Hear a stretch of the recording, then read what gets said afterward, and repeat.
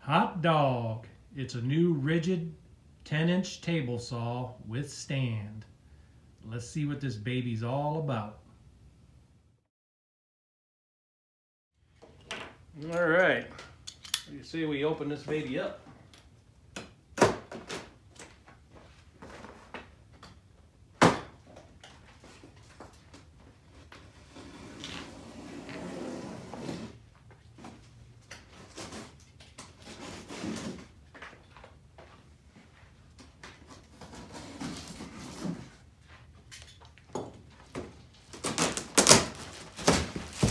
Oh, lost the wheel. Almost knocked my camera over too.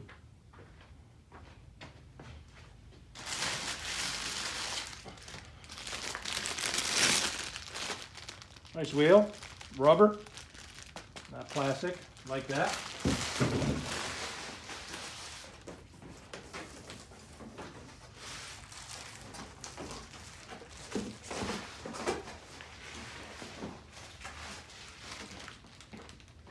Not a lot to see here.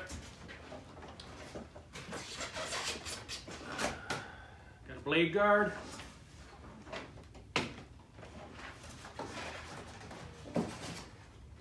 Safety pusher.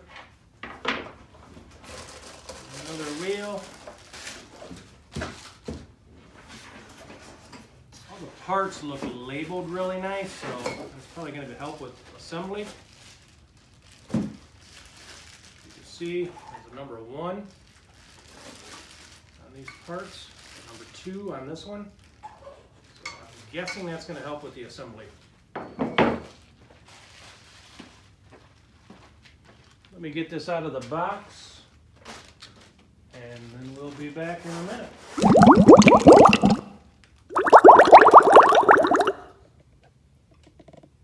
First impressions out of the box, it looks pretty impressive.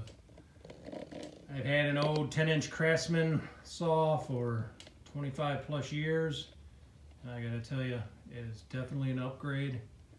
Definitely a lot heavier. Does look like there'll be quite a bit of assembly required, so we'll be back in a few. Also want to mention that this thing was really packaged well. A lot of styrofoam. Every part in it was covered in styrofoam. This thing could have literally fell off the semi-truck on the highway, and I think it would have survived. Thumbs up, Ridgid. Great packaging. So, as suspected, looks like it's going to be a pretty easy assembly.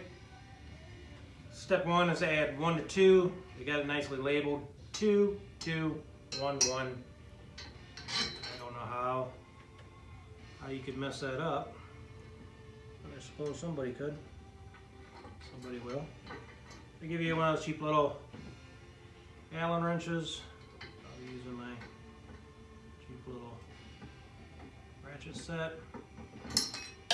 Not quite sure how far to tighten things down at first. So we'll just snug everything up. You know, this thing moves, folds. So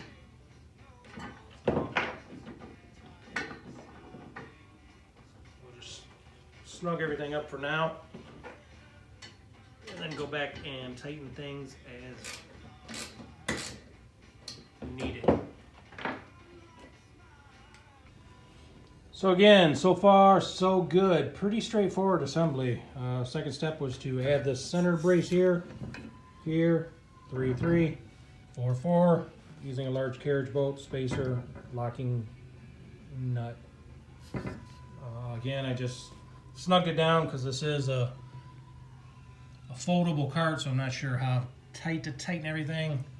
We'll get it all together and then we'll tighten as needed. I'm guessing the next step will be attaching something to number 5 and 6, and I'm guessing that's going to be the handle that I put together earlier. Okay, it's starting to look like something. Not quite sure what, but it looks like something. So I did that step. Pretty straightforward again. Bolt 2 to 2, 1 to 1, 6 to 6, carriage bolt, small spacer, locking nut, 5 to 5 on the other side. Next step is adding the wheel. So you got a post here, pretty simple. Large washer, wheel, small washer, and the nut. This is really easy assembly so far. Looks like we're coming to an end. One of the last steps it looks like here is to just put this foot on. Pretty straightforward. The bolt comes through. Put the locking nut on. Okay, the cart is assembled. Snug seems the way to go. All my connections where I just snugged it seem to be tight enough, but loose enough to where it moves. The other nice thing is all those little numbered stickers came off really easily, so you don't have all those stickers everywhere. Wheels on nice. It takes four nuts, 4 bolts to put the saw on it. And I have 4 nuts and 4 bolts left. That's always a beautiful thing.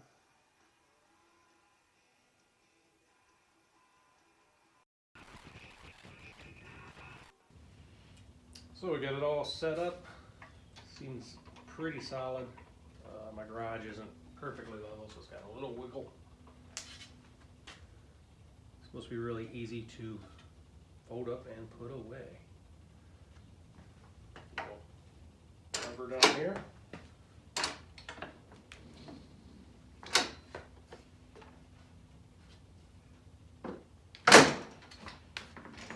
Bring it up.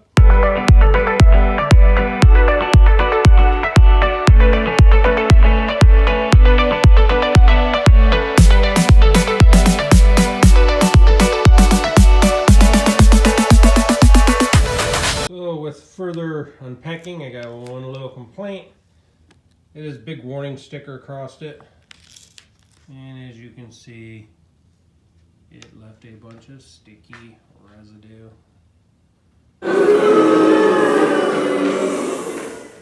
Clean.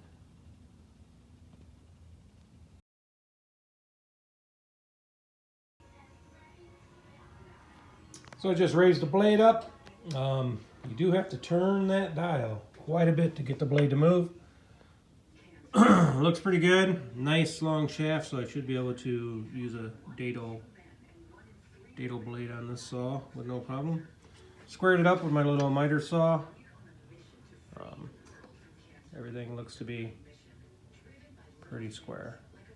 I would normally do this with a combination square, but set it on the track, take it over to the tips. But it looks pretty square this way. Unfortunately, I can't find my combination square.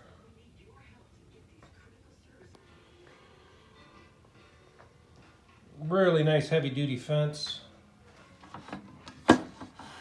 Slides really nicely. Nice and smooth. Did take me a couple applications of Goo Gone to get the sticker residue off. Table extends.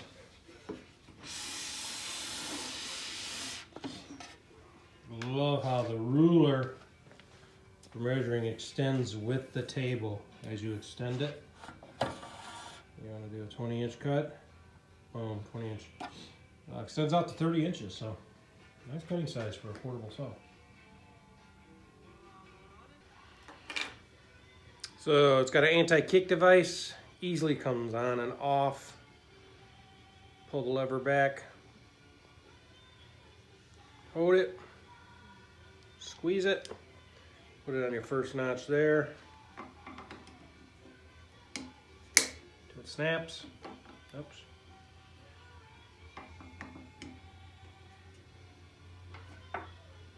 This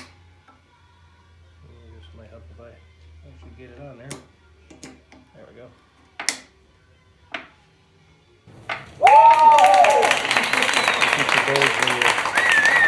stuff and kicking back. Also has a blade guard, very easy to assemble. Unlock it, put the pin in the hole, put it down, and lock it down. Don't know if I'll ever use this much, but it's there. I think it's designed to, if you're doing a cut, you reach across, protect your hand from the blade.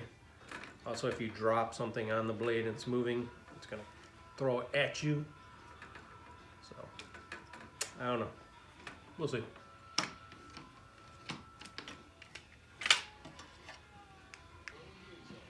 So I like how all the accessories slide on. Little handle for your push bar right there. That's really clever. Under here, there this goes. It's kind of a friction clip fit. Very nice, easy.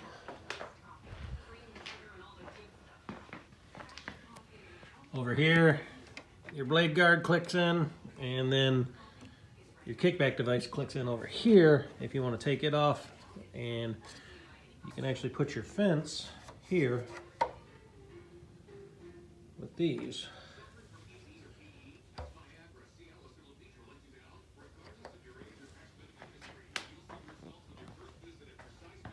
Oops, the wrong side. And then over here, you got your wrenches and a nice extension cord, a nice cord winder.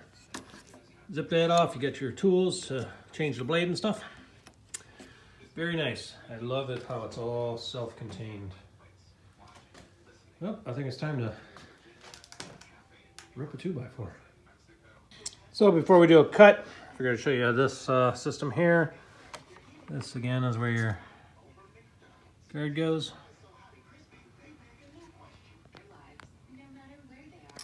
Let's look at this before we do a quick cut. To do a bevel cut, unlock it and you turn it. 16.5 degrees. Turn it. We're gonna take it back to 0. And lock it down.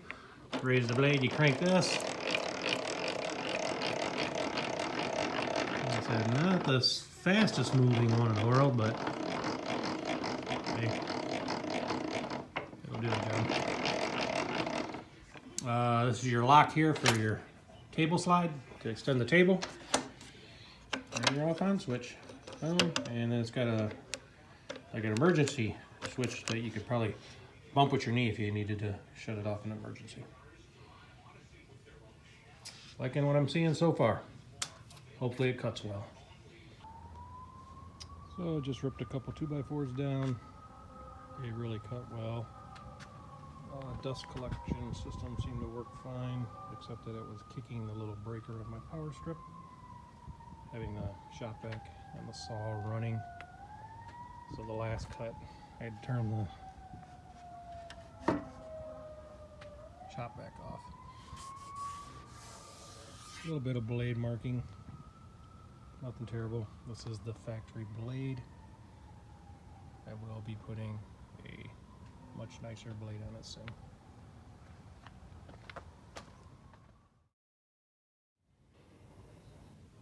So to wrap this one up, I'm really liking this saw. Love the size of it, love the weight of it, love how everything has its place to store away so you don't lose anything. All your wrenches.